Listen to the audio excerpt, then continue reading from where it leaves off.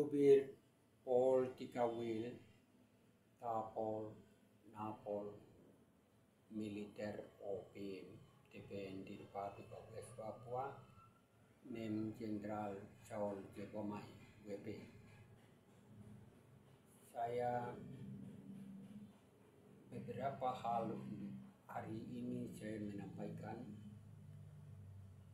kepada rakyat Papua, bahkan rakyat internasional, bahkan hak asasi manusia, human rights,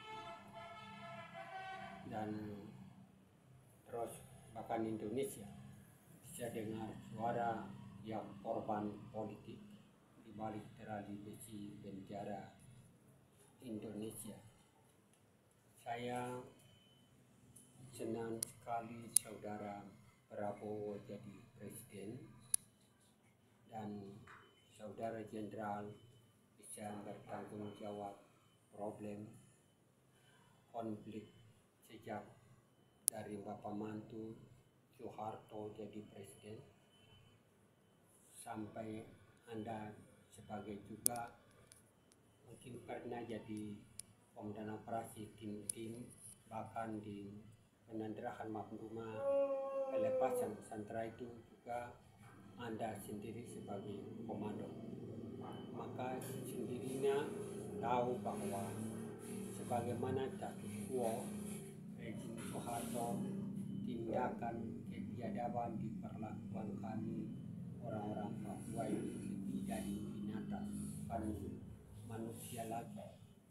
Maka hari ini saya pihak korban untuk menyuarakan kepada dunia, kepada Indonesia, saudara khususnya saudara Presiden Prabowo Subianto, kabinet yang jilid pertama 100 hari kerja tahun 2025 ini. Sebagaimana sebagai jenderal bertanggung jawab problem ini harus minta win-win solusi untuk penyelesaian konflik, duduk satu meja di bawah pengawasan pihak ketiga, tempat yang netral, layak bisa dimediasi pihak ketiga adalah tempat bagus itu. Saya minta di sini di Swedia, Jenewa atau tempat yang pernah perjanjian New York 15 Agustus 62 dilaksanakan di Tendun Putih atau UNTEA UN terlibat dan 1 Mei 63. Bagaimana status kami penyerahan tanpa mengetahui orang Papua, kami dikorbankan kayak binatang.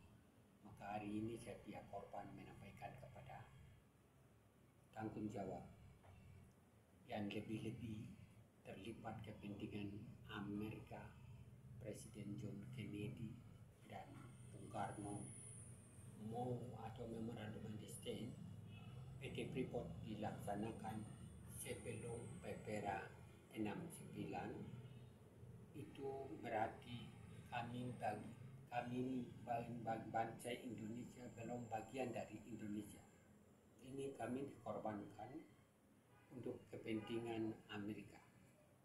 Maka Amerika Serikat harus tanggung jawab masalah, membuka diri, membuka mata, membuka hati bagaimana kompromi politik tadi saya ungkapkan, win-win solusi harus mari duduk satu meja di bawah pengawasan pihak ketiga. Pelaku utama Amerika Serikat, kedua kolonial Indonesia, ketiga Netherlands, keempat UNTEA UN, dan pihak korban pemimpin Komando Revolusi UPM yang tunggal selain tidak.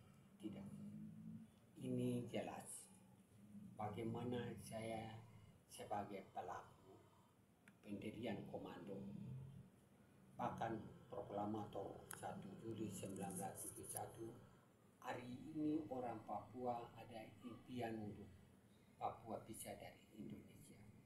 Tapi saya senang sekali Prabowo 3 tahun atau 3 tahun lalu katakan bahwa tahun 2030 NKRI akan bubar.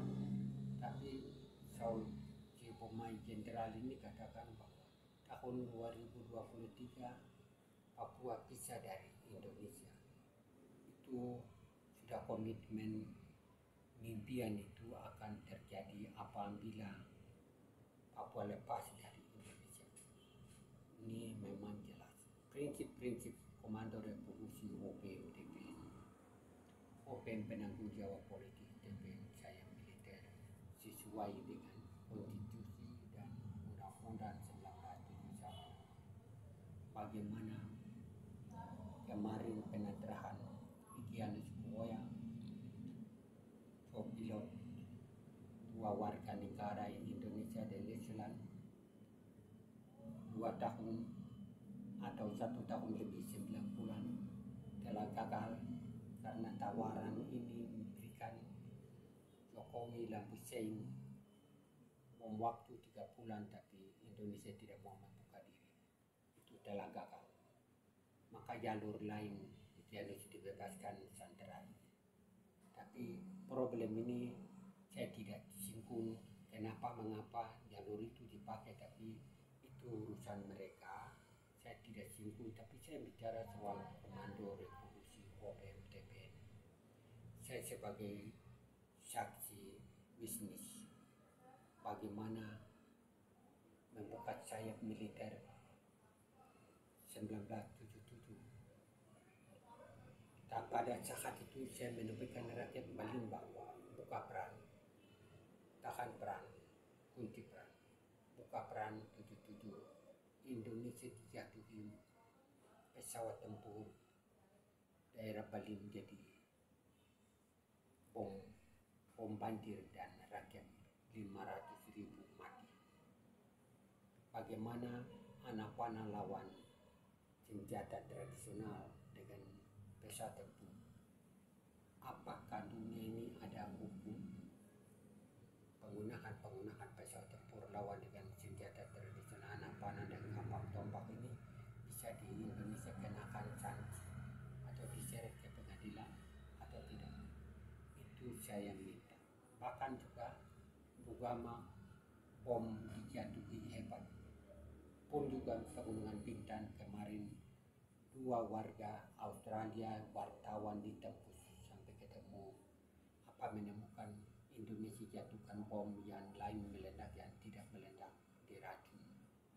Ini Indonesia punya kejahatan kemanusiawi dilakukan kebiadaban, maka kita tidak ada solusi lain selain minta pihak ketiga segera intervensi bumi Papua dengan tanpa syarat. Sudah waktu. Itu yang saya sampaikan. Mungkin bagaimana hari ini saya membacakan naskah proklamasi bisa dengar suara saya, Jenderal Saul J. Bomai. Proklamasi kepada rakyat Papua sekalian, dari Mumbai sampai dengan Merauke, dari Sorong sampai dengan Bali, Pegunungan Bintan, dari Pulau Adi. Dengan ini berkat dan pertolongan Tuhan, kami mendapatkan kesempatan hari ini maklumkan pada kamu sekalian berdasarkan keinginan luhur bangsa Papua bahwa bangsa dan tanah Papua hari ini 1 Juli 1971 menjadi satu bangsa dan tanah yang merdeka dan berdaulat penuh de facto dan de jure. Kiranya Tuhan menyertai kita dan dengan ini dunia menjadi maklum bahwa keinginan luhur bangsa Papua untuk merdeka di atas tanah air Papua Barat telah menjadi nyata. Victoria 1 Juli 1971 atas nama rakyat dan pemerintah Papua Barat, Presiden Jetjen Korem Brigadier atau Jenderal. Ini naskah proklamasi kemerdekaan bangsa Papua. Naskah ini jawaban dari PPRA 69. Kalau tidak diproklamirkan 1 Juli 1971, PPRA yang manipulasi itu dianggap sudah sah. Tidak ada orang yang tak yakin gugat sampai hari ini. Maka ini gugatan PPRA 69, sikap Komando Revolusi UPMTP menyatakan bahwa penolakan sistem PPRA kepada dunia, kepada rakyat, bahwa PPRA adalah cacat hukum, cacat moral. Itu bagi bangsa Papua. Lalu Komando Revolusi UPMTP angkat senjata melawan kolonialisme dan kapitalisme dunia hari ini. Maka hari ini berurusan dengan Komando Revolusi UPMTP dengan Indonesia taruhan duduk kursi panas.